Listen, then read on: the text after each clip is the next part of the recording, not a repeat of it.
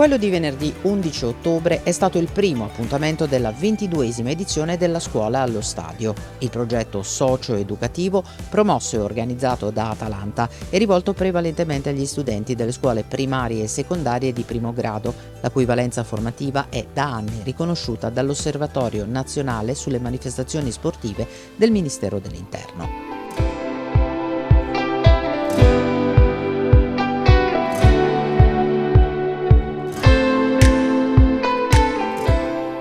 A questa prima di 10 uscite previste per la stagione 24-25 ha partecipato un ospite d'eccezione, Giampaolo Bellini.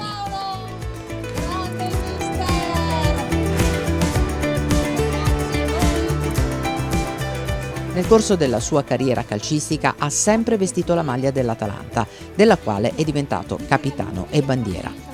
È il calciatore che con i colori nerazzurri, ad oggi, ha collezionato più presenze in campionato, 398, in gare ufficiali, 435 e in partite di Serie A, 281, primato quest'ultimo condiviso con Stefano Angeleri.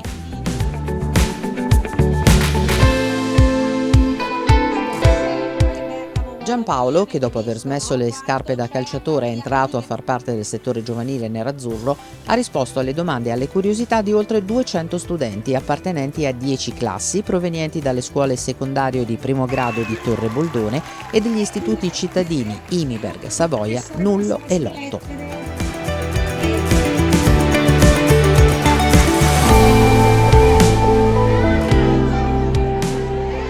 Non avevo piano A e piano B, avevo due piani A. Io ho fatto le scuole dell'obbligo e poi ho scelto di fare il liceo scientifico, e al termine del liceo scientifico avevo già programmato di iscrivermi ad architettura perché mi piaceva, quindi avrei fatto quella. Contestualmente gli ultimi 2 anni del liceo già mi allenavo e ho iniziato a giocare con la prima squadra, quindi ho dovuto scegliere la strada del calcio e mi sono adattato con gli studi, mi sono un po' fermato a dir la verità, anche se avrei potuto continuare, però mi sono concentrato su quello. Però avevo 2 strade e le portavo avanti tutte e 2. Io sono stato chiamato dall'Atalanta da piccolino, come vi ho detto prima, quando avevo 10 anni. Vi devo dire la verità, i miei genitori, soprattutto mio papà, non era molto contento che io andassi all'Atalanta perché questa cosa portava via tempo alla scuola ed era anche un impegno, perché io ero di Sarnico e gli allenamenti dell'Atalanta erano a Bergamo, al campo militare che è qua dietro.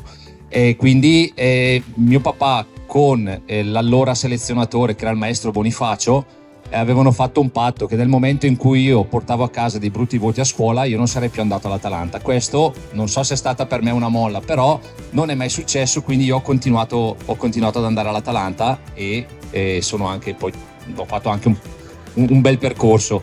Ho fatto pochi gol, sono stato un difensore terzinaccio proprio, quindi pochi gol.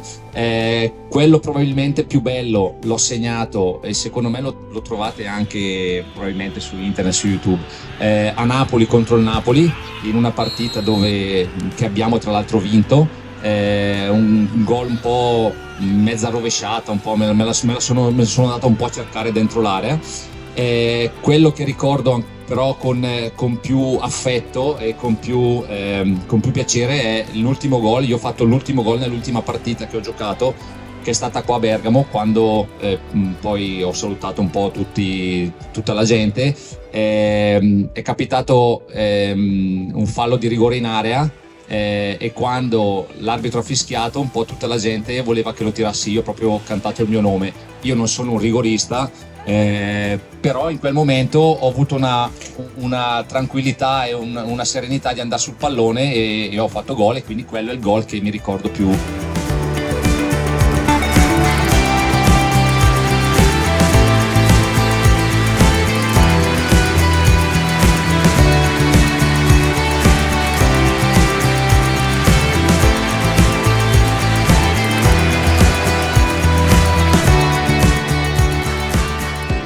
Esaurito il primo appuntamento 24-25 della Scuola allo Stadio, è già iniziato il conto alla rovescia per il secondo, in programma il prossimo venerdì 18 ottobre.